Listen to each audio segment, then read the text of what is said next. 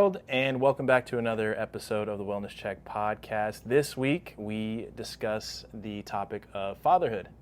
David and I both being dads, we pick each other's brain all the time when it relates to being dads, sharing wins, talking about some of the trials and tribulations that come along with fatherhood.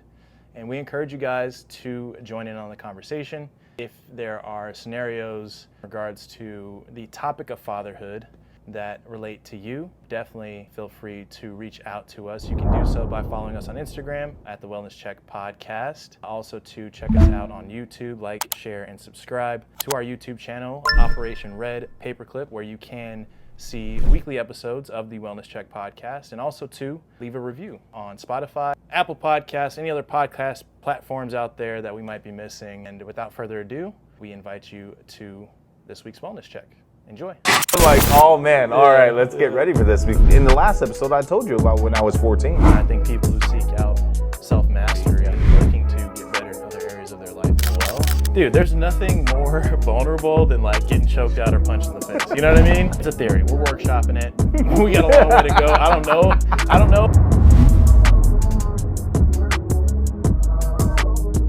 We're live. What's going on, man? Dude, it's been good. Yeah? I've been good. I'm very happy, actually. Yeah. Yeah. Off of episode 1, man, how it's well received and everything of the sort, dude. It's been I'm super crazy. excited. It's been crazy. I mean, yeah, the reception's been awesome. I feel like every day I'm getting some nice, thoughtful messages from folks and people just ecstatic that we're doing something like this. I think a lot of people, people that I wouldn't expect to like watch or listen, let alone have that message resonate with them. Yes. And so that meant a lot, man. It's been awesome. Shout out to everybody who's been engaging with us and kind of following along the journey of this podcast, man. Yeah, I literally was just telling Ron off air. Everything that we've been receiving from episode 1 have all been positive. Like even the critiques were positive critiques. Right. Like it was super, super nice. Yeah, so man. I'm excited about that. I know. Sure. It's so funny too. I had people thinking, my wife even thought like, oh, I thought you were like a guest on a podcast. I didn't know that you were doing this thing. Oh, no way. So I was like, no, yeah, this is like a weekly recurring thing. Yeah. But even for myself, I'm like, oh yeah, we're doing this every week. Yes. Like, we're recording, we're doing this, and I'm excited, man. It's like Christmas Day. I know. The fact that we had no promotion, no marketing for episode 1, and for it to turn out that way, dude, it was exciting for me. Yeah, it was a blessing, man. Yeah. Thank you to everybody who's listening and everyone who's continuing to listen and tune in. Feel free to give us some feedback and participate and join the conversation for sure. Absolutely, yeah. Man, I feel like this conversation we have off air all the time. Yes. But semi still kind of coming off the heels of Father's Day. And honestly, one of the reasons I think that we even decided to kind of, start a podcast like this is to cover topics that will resonate with everybody, but particularly, especially young men who might be struggling to find answers, struggling to find conversation and common ground. And this spans, tons of different arenas. Yeah. And one of those that we wanted to kind of tackle today is fatherhood. Yeah. You're a dad. I'm a dad. Yeah. And we enjoy being dads. We talk about the journey of fatherhood a lot. A lot of my buddies are becoming fathers or, are newly fathers. And my favorite thing is to talk about the journey that they're on, because I was one of the first people out of my friends to have a kid. No way. Yeah. Oh yeah. I mean, we got after it a little early, and now my buddies are married and starting to have children themselves, and they're like, how do you deal with like, a 2-year-old? And I'm like, bro, just hold on tight. Hold on tight. It's gonna be up and down. But so fatherhood, I wanted to bring to this week's episode today. What do you love about being a dad? Oh, wow. Man, the fact that they're little versions of me, That's crazy. Oh, yeah. And what's even crazier is it makes me feel like I get a second chance of redoing things that I wish I would have done when I was a kid. Yeah. I'm seeing these similar paths that my kids are doing that I did before, that I zagged when I should have zigged, you know? And if I would have had somebody to help me out with that, I think I would have zigged, right? Right. So therefore, with my kids, that's what I'm doing. I'm making sure that they're hitting the right points and making sure that they turn right instead of left. Right. I had this conversation with my wife the other day because there was a similar thing that happened to my son. Yeah. And he's the same age as I was when I had this same situation happen to me. Till this day, I'm not even kidding, till this day, it still hurts me. I still feel this feeling till this day. And there was this point where my son almost had that feeling. And I like looked to my wife, I'm like, you have to let him know this, that, and the other. Right. Because I know this feeling. I know what he's feeling right now. Yeah. And you have to let him know that everything is okay. Right. Because I promise you, if you don't let him know right now, he's going to remember this for a lifetime. Yeah. Because that's how I felt. I get to fix what I needed in my son. So you got the playbook already, and you're like, trust me, dude. Trust me. This is it. You don't want to go with that one. You want to go over here. 100%. And try to navigate them. Yeah, especially raising young men, too. I feel like that's always an interesting parallel. When you talk about avoiding common mistakes, I mean, like, we grew up as boys. We went through the whole process, and now we're raising young men ourselves. Yes. And I feel like I have a terrible memory because I won't like anticipate certain things that my son will go through until it's kind of already happening. And I'm like, oh yeah, I forgot I actually went through something similar. Yeah. And then I'm like, okay, here's some advice and feedback for you, you know. But yeah, the little, like, they're little versions of you, and to see them go through similar experiences, you know, some of the more intense stuff, obviously, those are like the more crucial parts of growing up, you know. But also, too, man, some of the fun things. When I was growing up, I always wore like slip-on sneakers or like Velcro sneakers. Yeah. Because I just didn't like bother learning to tie my shoes. And my grandma was in charge of taking us to school and all that stuff. And so we're rushing out the house every morning and everything like that. And I would have like, you know, shout out to Ann One. I used to have a gang of Ann One. Oh, bro. Gang of Ann Hot One sauce, sneakers bro. back then, dude. And I would have like the you know, lace-up, you know, ones. Yeah. And I would just never tie my shoes. And my grandma was always like, you need to tie your shoes. We're not going anywhere until you tie your shoes. And then, you know, God bless her, finally my mom was just like, let's just get you some like slip-on or like the little zip-up ones or like, you know, the Velcro joints, because like you're never going to tie your shoes. And I eventually did learn how to tie my shoes correctly. But my son is now, he's going on 7, and he just bought a new pair of shoes, and he picked them out for the first time on his own, and he got some Jordan sneakers. They were nice. I was like, dang, son. First of all, like, you know, I'm gonna have to come with you with that bill. But secondly, like, this was going on the tab for sure. But secondly, I was proud of them for picking them out because they're sweet, right? But I noticed that they're Velcro sneakers, and I was like, dang, man, you are just like your pops, bro. Like, you can't even you can't tie your shoes either. Hey, he was smart, bro. He knew. God bless Yeah. him. He knew that he was like, I don't even want to bother. But it just took me back to my childhood, man, where I was like, that's right. I never tied my shoes. Like in this time frame of my life, you know, and it's just little things like that that are the joys of fatherhood, you know, just seeing patterns in your child that manifest no matter what, you know what I mean? No matter the conversations that you have, they're just like coded, you know, your DNA is in them, and they're kind of like modeled after you in a lot of different ways, and it'll come up regardless. If someone were to come to you and asking for advice like, David, man, I'm struggling with like leading by example, you know, for my kids. I want to show them what a strong, you know, male figure looks like in their lives. Yeah. What are your thoughts and maybe some advice that you would give around the topic of like being a good role model for your family and for your children? 2 things I feel like every man should have is 1, higher power.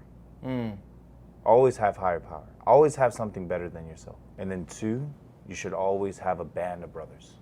Yeah. I feel like that's so underutilized in this generation. That's a good point, man. A man that is still second guessing on how he should be raising his kids, that insecurity comes from you not having people around you to support you. Yeah. There's a wonderful scripture in the Bible that literally states iron sharpens iron just like a friend sharpens a friend. And that's where it is for us. We have to have this line of communication amongst men Yeah. to show each other how we are supposed to lead our tribe. Right. And if we don't have that, we're not going to be the creators or the people that we're meant to be as far as superheroes to our kids. So you're talking about community, Yep. which, I think is important in general, especially when it comes to those things. I think like the greatest, like I felt bamboozled when I became an adult and got responsibilities, because I'm like, man, I thought everybody had it figured out. Like I thought everybody was, responsible and fearless and just taking the world by storm and everything like that. Because when you're a child, you're looking to the role models and the parental figures and everybody that is influencing you as people who are strong and capable, etc. But then you're blessed with this opportunity of being an adult yourself with all these responsibilities and bills and et cetera, and you are raising a family on top of that. You're raising children. You're raising men and women, right, of the next generation, and you feel like sometimes maybe inadequate. Maybe afraid or incapable of providing the kind of guidance, protection, example, that your children need. But everything that you're saying is so true, man. I think the confirmation that you're seeking is within a community, right? Yes, yeah. And especially a community of like-minded people too. That's why I love the gym is like a perfect melting pot. 100%. Because you have people of all different types of walks of life, and you have a commonality that you share. Yes. But we're in there with guys who are like, some people are like just turned 18, some kid, early 20s, you get 30s, 40s, 50s, et cetera, and you're able to kind of mind meld. And I think people who seek out self-mastery it's not only in martial arts are they looking to get better, they're looking to get better in other areas of their life as well. And so finding a good community of people who can take that mentality towards parenting, towards dealing with those issues like being afraid, etc., I think makes all the difference. You have people who will, you think you're the only person going through it, and they'll share their experiences with you, and you guys both are kind of like, wow. And there's no like identity when you get into the gym. Everyone's just kind of stripped down to that same commonality of like, mastering their craft. And what happens is you're in that environment and you're just open because like, dude, there's nothing more vulnerable than like getting choked out or punched in the face. You know what I mean? Like you can't go in there with like your guard up. You know what I'm saying? I mean, you should literally have your guard up. You should. Yeah, like emotionally, you shouldn't, have your guard up because you're in a vulnerable space, and it's like you can only get better by being vulnerable, and that just mentality translates to, sharing the same human experience, right? And even with parenting. And you said something too, I thought that was interesting, like you can't let your children know that you're afraid, or maybe you're uncertain. Man, dude, my son all the time is like asking me all these questions. I'm sure everybody out there has like either their own child or a younger sibling or like a niece or nephew, and they always, the why game, it's always just like, why? Well, why? Well, why? And I'm just like, brother, it gets to a point where like I just don't know. And it's easy to like, if they're like, who was the first dinosaur, or what was the first species of dinosaur, that ever arrived or whatever, and you're like, I don't know, I don't care, because like I'm okay with not knowing that type of information. But when it's something like deep, what happens when you die, like, oh man, I wasn't ready for this conversation, and you don't necessarily want to show maybe some uncertainty in those moments, just as an example. But sharing that vulnerability with your children, sharing that fear with your children, sharing sadness or weakness, quote unquote, with your children. How would you encourage somebody to go about that if they had to? Or do you feel like it's something that you should do with your children? I can tell you my own personal experience. The word "I don't know" to my kids out of my mouth, it has never been said. Never good. Has never been said. My boys have kept me on my toes. Yeah. Like, to the point where you were saying about, like, what was the early dinosaur? Like, I made sure to not answer that question until I you know figured that it out. answer, and then I will let my boys know that Yeah. answer. Let me give you an example. We're both in war, and we have a captain. We're both afraid, Yeah. right? And we're about to go into battle. And the person that's leading us right now is just as afraid as us. Do you trust that guy to lead us into battle right you're now? like, I'm not going with that guy. Exactly. I'm like, bro, you afraid too? Like, we could just leave. Like, yeah, right we now. can. We don't have to do this. Exactly. You know. Yeah. But that's how I look at it Yeah. with my kids. Yeah. My boys look up to me for these type of answers, because what I don't want is for them to look at me in a way that they feel like I can't find the answer for them. Yeah. So they start They looking don't. other Yeah. places. Yeah. And that's where it is for myself, where these are my kids, and I need to try my best to teach my kids. Yeah. And the aspect of "I don't know" will open a door of confusion for my boys. Right. My boys think that I'm the most smartest guy in the Yeah, world. yeah, Like, yeah. I love that too, That's the man, biggest where they're thing. like, my dad can, you know, Yeah, dude. knows everything. 100%. And so now, going to your point on, so when do you show your boys vulnerability? Yeah. When do you show this? Yeah.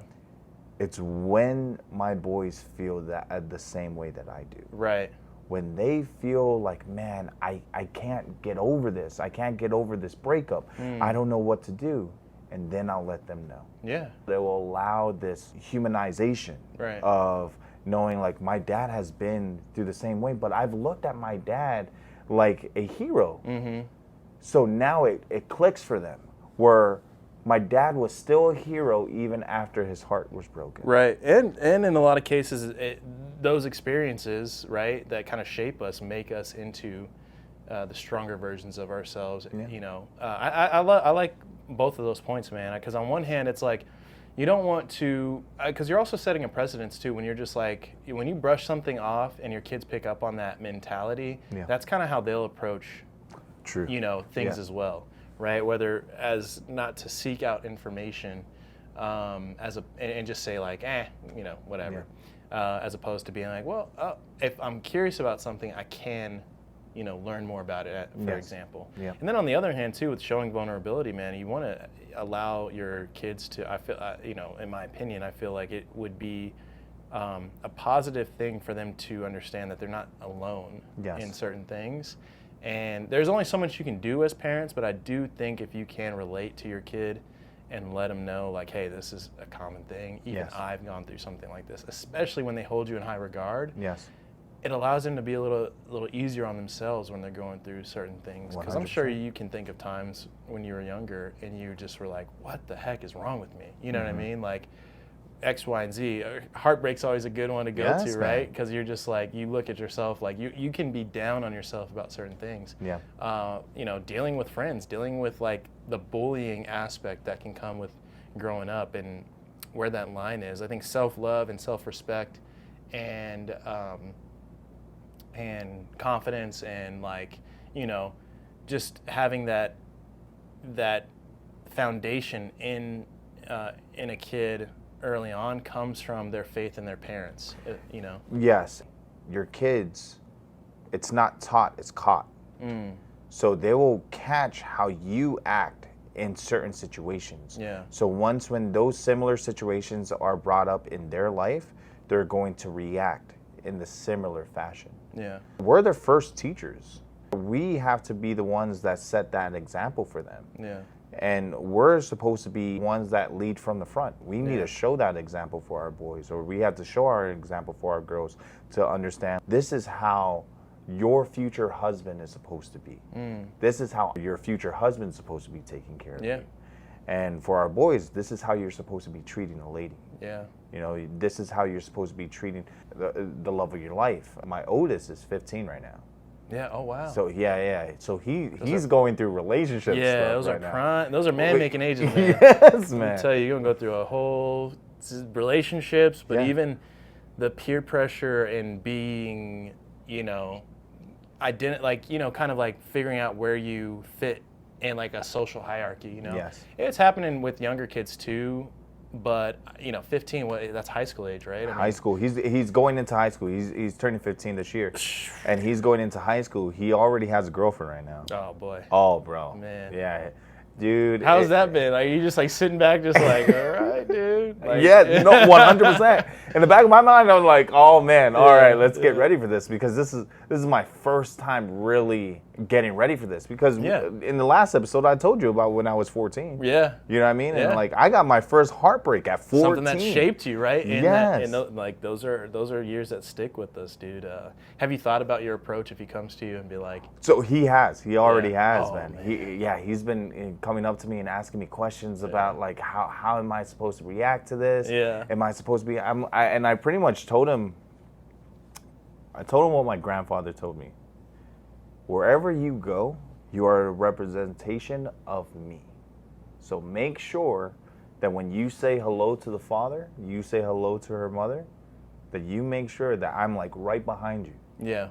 So behave and learn your manners. Make sure that you shake his hand, say your name, and don't be a belligerent idiot. Yeah. Don't act like it doesn't matter, man. 100%, man. You're representing me and you're representing your family. And I say this all the time.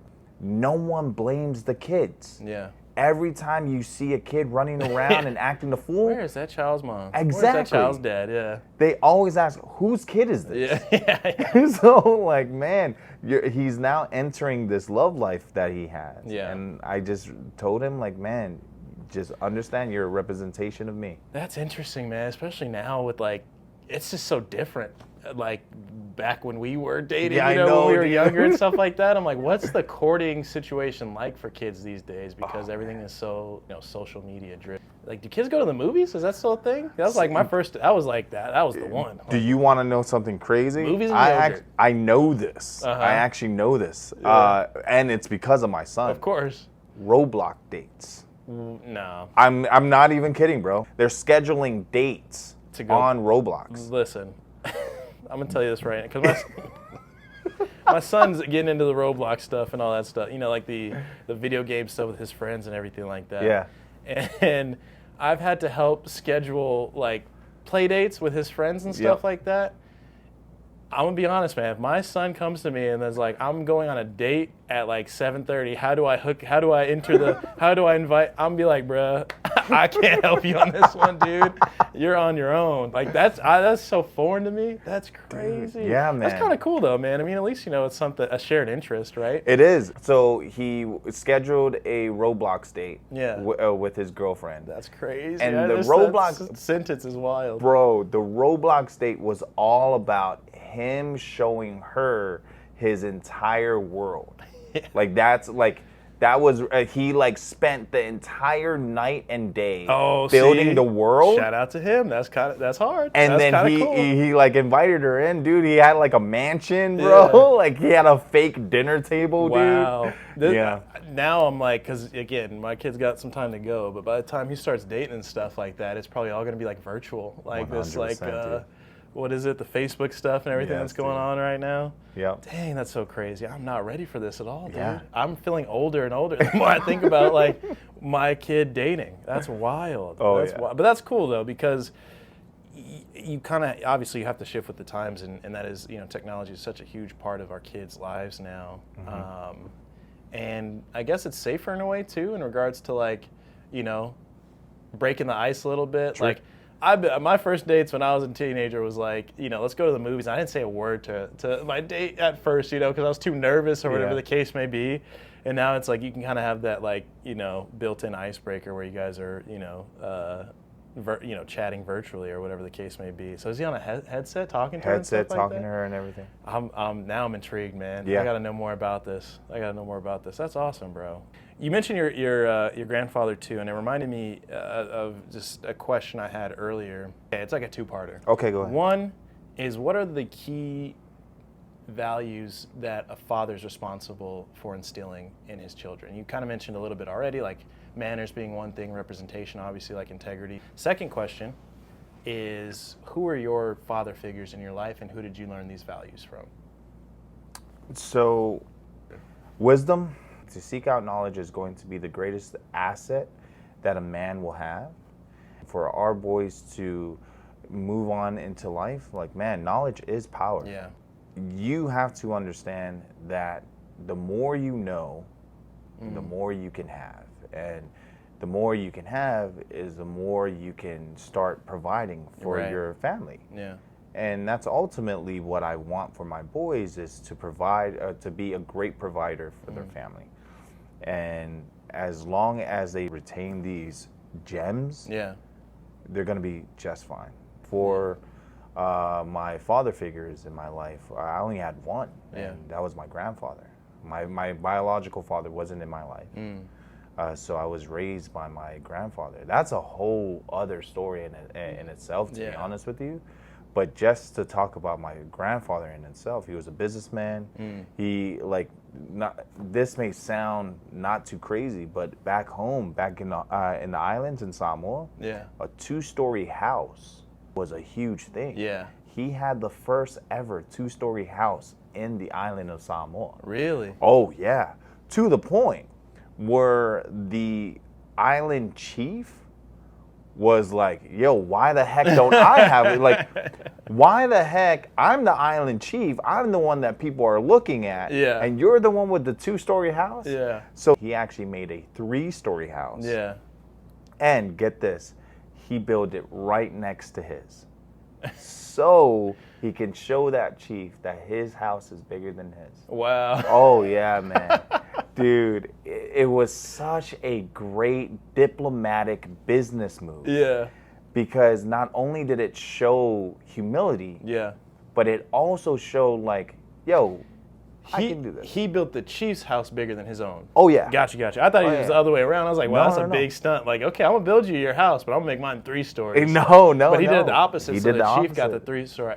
That's crucial, man. I love that. Because he built it himself. He built it himself. And he made the choice out of respect and out of humility to make the island chief's house bigger than his own. 100%. And sat it right next to his. Right. Just to show, like, your house is bigger than mine. Right. You know, and everyone can see your house is bigger than mine. Right. And that's the type of man he was. He was definitely that type of man, that he was very smart in the way he moved. Yeah. And that's the type of man that I looked up to. And that's the father figure that taught me who I am to this day. Like, man, I thank him for raising this adult. Yeah.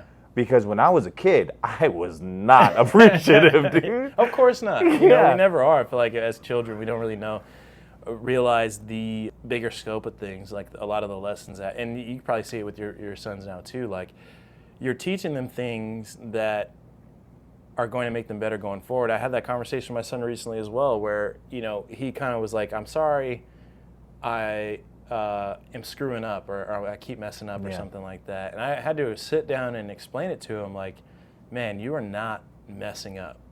There's nothing wrong with what you're doing right now. You know, you're a kid, you are living, you're learning, and you have so much to learn. And your job is to just experience things right now. Just, you know, try things, see what sticks, see what you like, see what you don't like. If you do this, oh, then that happens, right? Like, that's just kind of the natural progression of a human being. But my job as your dad is to make sure that I say, hey, you shouldn't do that, you can't do that, you be careful doing this, etc., because I have to provide those, instill those values and that direction, so that way it could shape you into being a better person later on. Because I always tell them all the time, like, you know better, you do better, right? You didn't know better right now, right? And this is me teaching you, so now going forward, you know. And it goes into like the whole discipline thing. Like I grew up with a bad example of discipline, where you made a mistake, you got disciplined. You know what I'm saying?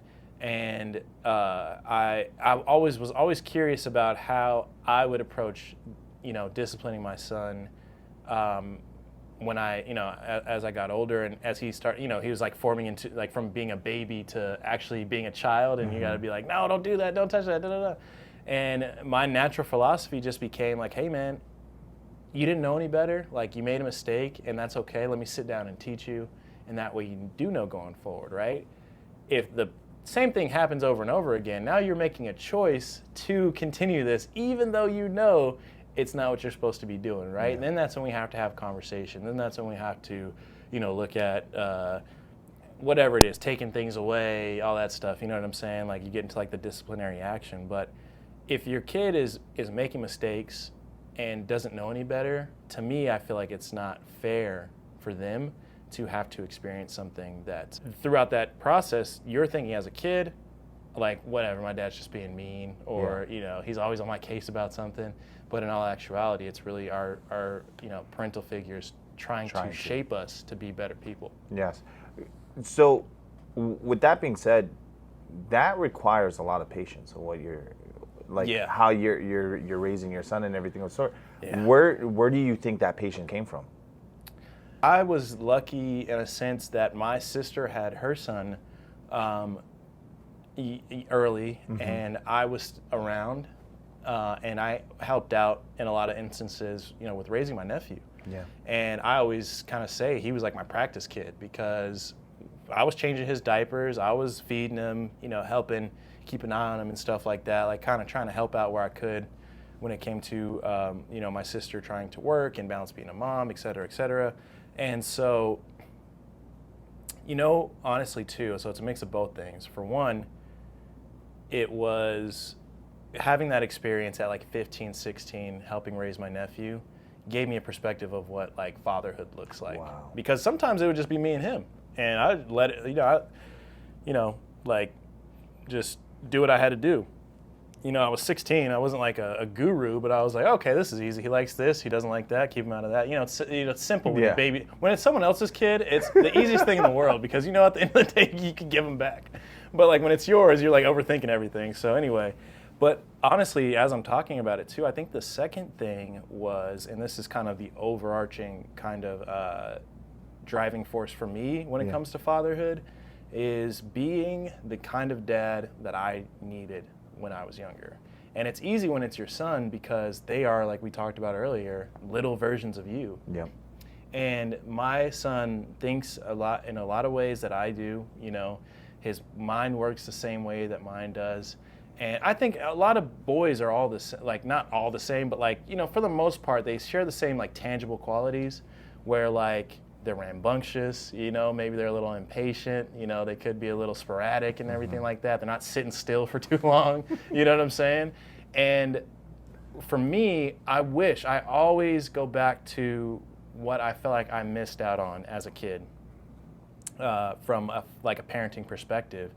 And it was just, man, I wish somebody would have just sat down and told me what I was doing wrong, It was a lot of like, you would just get punished, or things were just going bad for the wrong reasons, or for whatever reason, I should say, and you weren't privy to why, And as a kid, you don't know why things are the way they are, and you don't know what your parents are walking around with, like the kind of stress or other things that are, affecting them, which changes their mood towards you. And so, like, my relationship with my dad was always kind of walking on eggshells, because he would come home and you would never know exactly what the temperature was, right?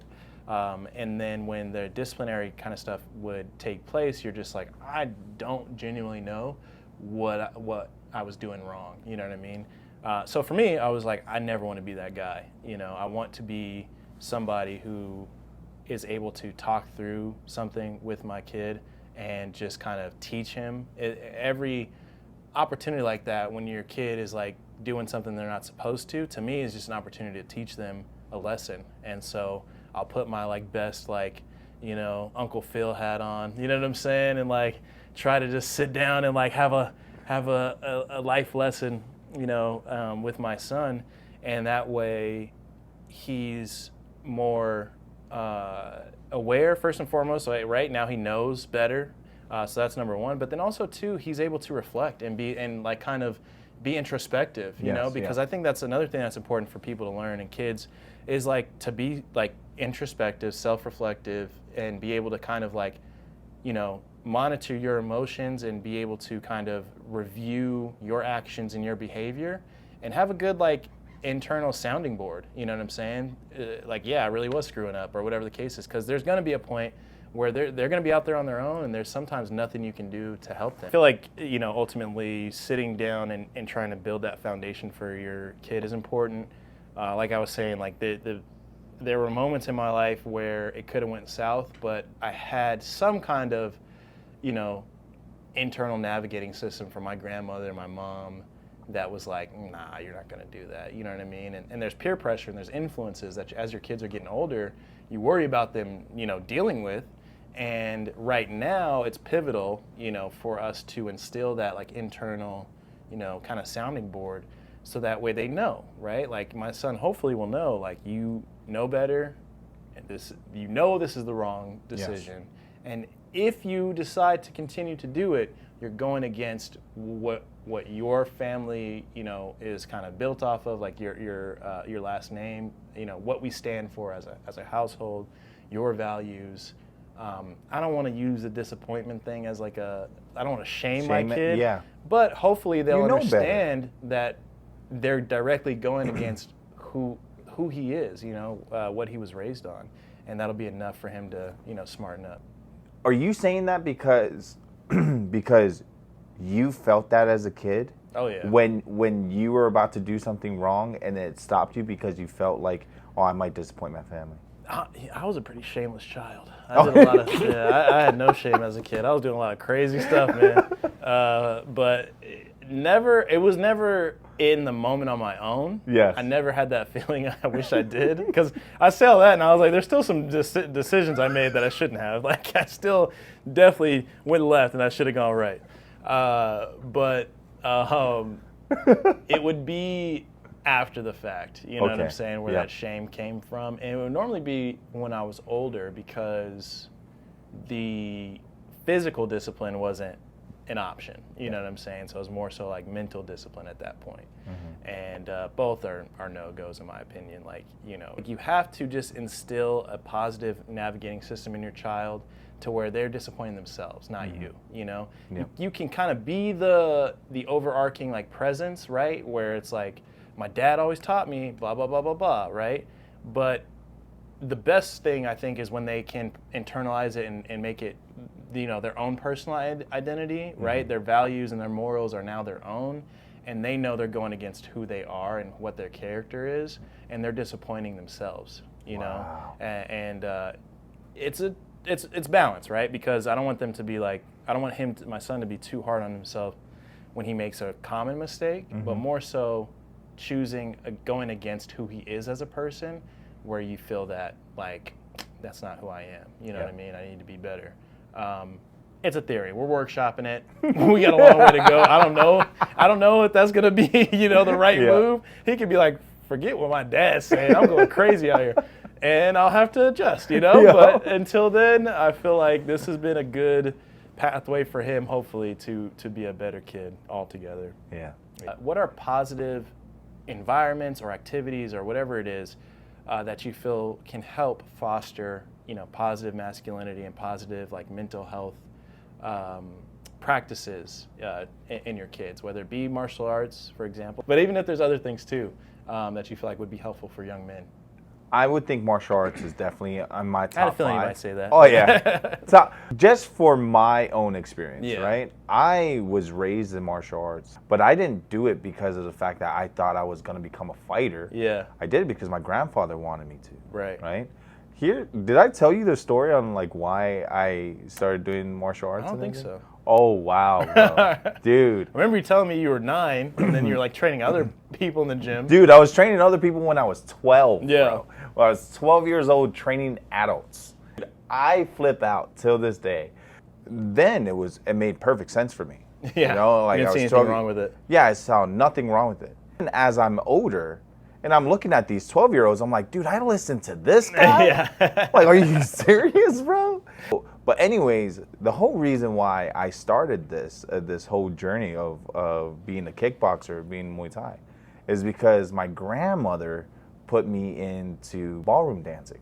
Oh, really? Yes, dude. Okay. My grandmother put me in ballroom dancing, and my grandfather found out, and he didn't was like that. like, "Oh no, it wasn't that he didn't like it. Oh, okay. He was just more so like, my boy's gonna get beat up. Yeah. Like, yeah. like, He needs to learn how to protect himself. He needs to know how to protect himself. Yeah. He's going to school. People are gonna find out that he's doing Yeah, ballroom ballroom. dancing. Yeah. Like, yo, this kid needs to learn. Yeah. And to my grandfather's point, man, I actually did a lot better than a lot of the kids that weren't dancing. Yeah. Because my footwork. Footwork, man. It's My everything. footwork from dancing, Yeah. like, it gave me an advantage Right. of learning how to dance and then doing martial arts at the same time. That's wild, man. So there are a few different things that my grandfather and my grandmother gave me, these tools that I would absolutely implore everyone to start using, Yeah.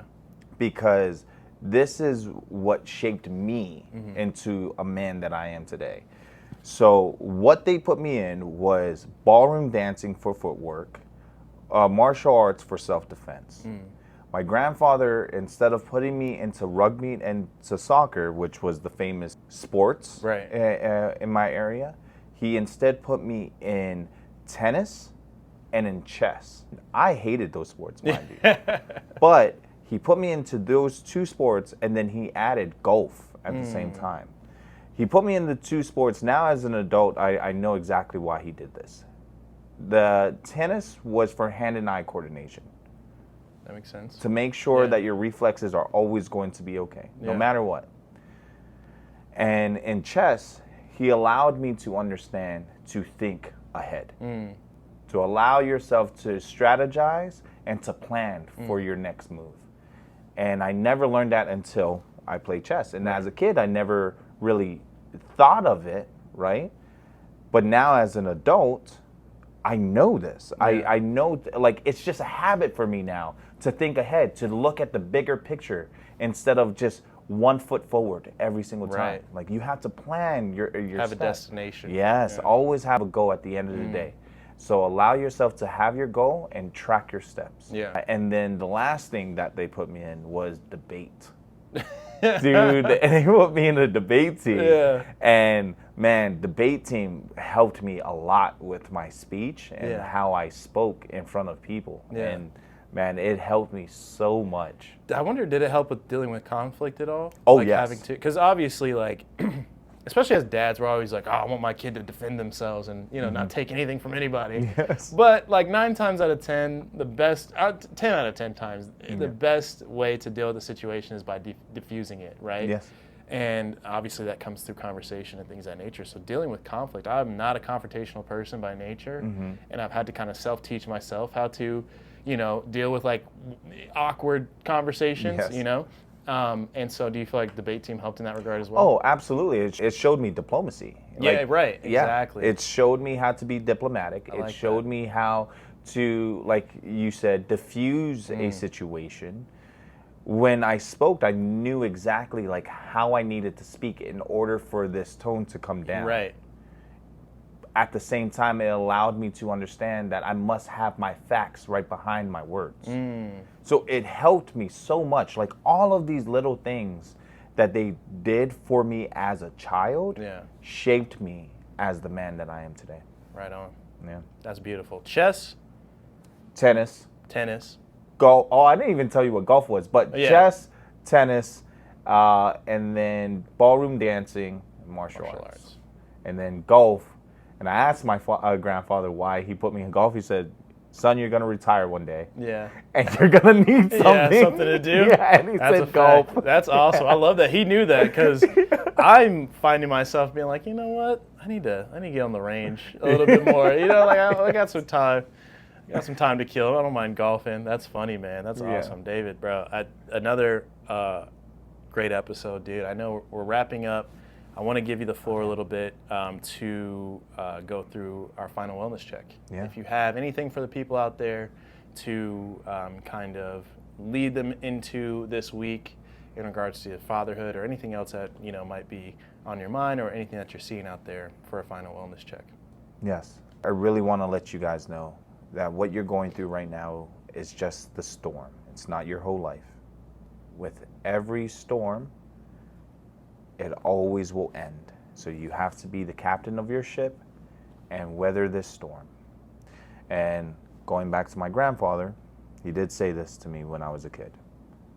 A smooth sea never made a skilled sailor. So understand that what you're going through right now is going to help you and is going to strengthen you for what's to come later. And that's it. Right on, man. David, bro. Another one. Another one, brother. We'll do this again next week. Yes, brother. Appreciate you, man. Appreciate you. All right. Perfect. Cool. Boom.